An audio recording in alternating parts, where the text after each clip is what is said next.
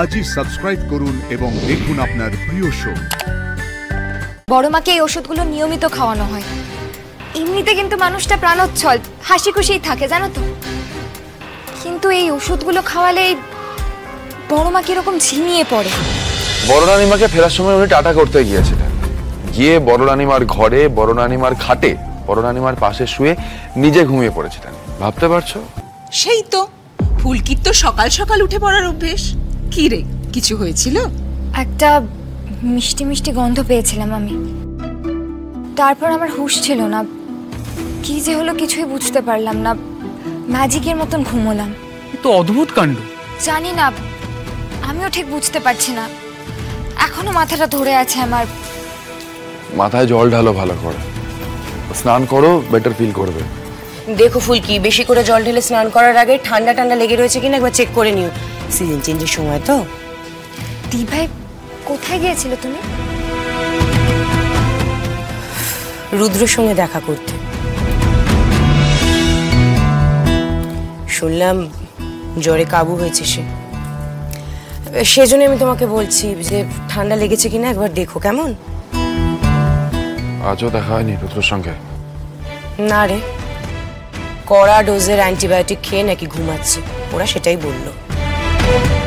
জ্বর? সত্যি? জানি না ফুলকি, সত্যি সত্যি আমি বুঝতে পারছি না। আর ওরা কিছু গোপন করছে কিনা তাও জানি না। মানে কি, কি গোপন করবে? জানি না, এই একটা জিনিসই জানো তো, মনের মধ্যে খটকা লেগেই থাকছে। রুদ্রর সঙ্গে দেখা কেন হচ্ছে না কে জানে। আগুন লাগার পরেও দেখা হলো না, আর আজও দেখা হলো না। জামাইবাবু কি সংশোধনাগারে বসে কোনো কৌশল করছেন? কি করতে পারে? না হলে জ্বর তো এমন কঠিন কোনো ব্যাধি না যে গিয়ে মুখটুকু দেখা গেল না।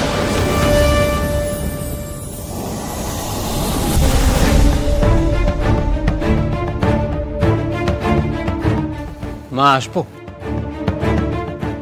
এসো।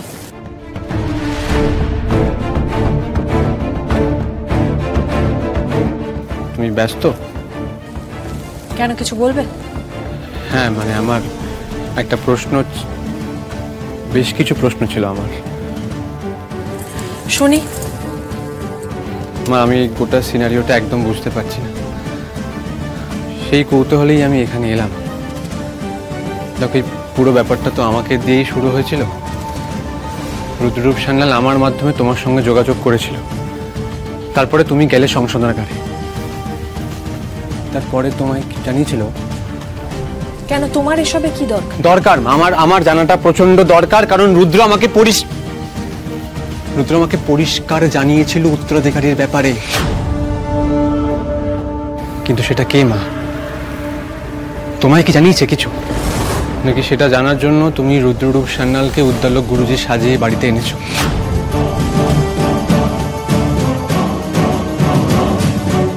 তোমাকে নামটা বলেছে তাই না মা? তুমি আমার কাছে প্লিজ কিছু লুকিও না। ইন্দ্র, আমাকে তুমি একটু সময় দাও।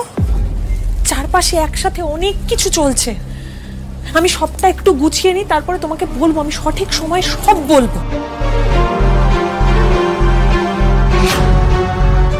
কি বলবে মা?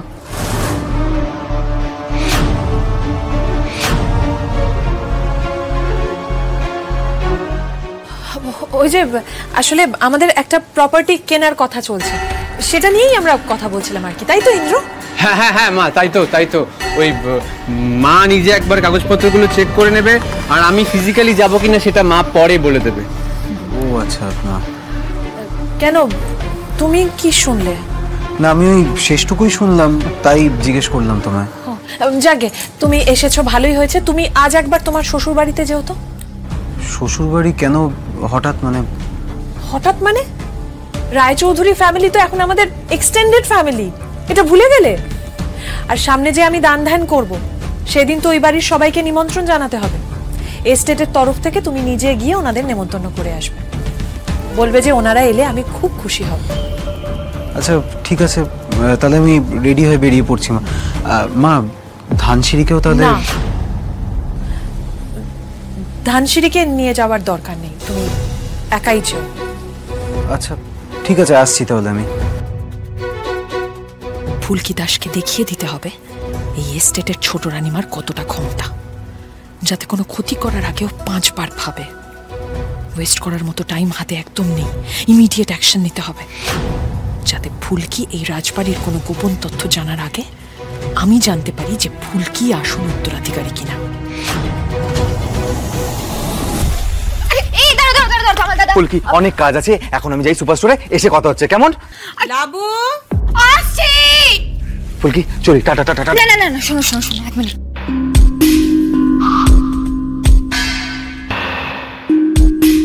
এই তোমার দাদা বলছি আমার একটা কাজ করে দেবে, কাউকে কিছু না জানিয়ে। কি ব্যাপার বলো তো? বলছি এই বড়িগুলো কিসের একটু দেখে বলতে পারবে আমায়? এই রে, ওষুধ সম্পর্কে তো সেরকম আমার কোনো ধারণা নেই, চোখে দেখে বলাটা খুব মুশকিল। না না, মানে একটু খোঁজ নিয়ে বা পরীক্ষা করে বলতে পারবে না আমায়? আচ্ছা, এই ওষুধটা কার? এই বাড়ির কারুর? তাহলে তো ডাক্তারের না প্রেসক্রিপশন। না, এগুলো বড় মার, মানে রাজমহলের বড় রানীমার। বড় মাকে এই ওষুধগুলো নিয়মিত খাওয়ানো হয়। এমনিতে কিন্তু মানুষটা প্রাণোচ্ছল, হাসি খুশিই থাকে জানো তো।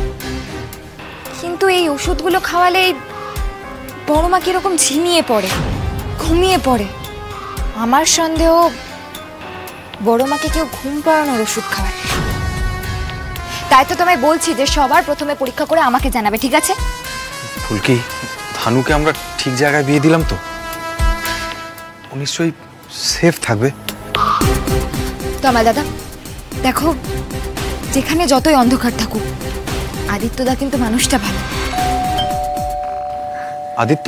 আদিত্যদা তুমি? ওই বেলাতে তোমাদের বাড়ি থেকে ফিরলাম আর এই বেলাতে আবার তোমার দেখা পেলাম, কি মজা! এসো এসো এসো এসো, তাড়াতাড়ি এসো। মা, জেঠিমা, দিভা, স্যার তাড়াতাড়ি আসুন, দেখুন কে এসেছে। উমা, জামাই, কি সৌভাগ্য আমাদের! এসো এসো, বসো না। ধানু আসেনি? না, আসলে ও তো একদিন আগেই ফিরলো, তাই ওকে আর আনিনি। কেন, আমি একা আসতে পারি না? বোঝো, এটা একটা কথা হলো? এসো তো, এসো এসো, বসবে, এসো এসো, বসো বসো। আদিত্য, আমাদের সবার সঙ্গে একেবারে ডিনার করে তারপর বাড়ি যাবে, ঠিক আছে? দিদিমণি ঠিক বলছি না? এ তো বলাই বাহুল্য। আমি এখনই সব ব্যবস্থা করছি, আসছি আসছি। আচ্ছা সে না হয় খাবো, কিন্তু এখানে যে কারণে এসেছি সেটা বলি। হ্যাঁ হ্যাঁ, বলো। আসলে প্রতি বছর এই সময়টা মা আমাদের এস্টেটের প্রজাদের মধ্যে একটু দান ধ্যান করেন আর কি, মানে প্রায় উৎসবের মতোই হয় বলা চলে। তো মা নিজে বলে পাঠিয়েছেন যে আপনারা যদি সকলে আসেন মা খুব খুশি হবেন। নিশ্চয়ই যাব বাবা,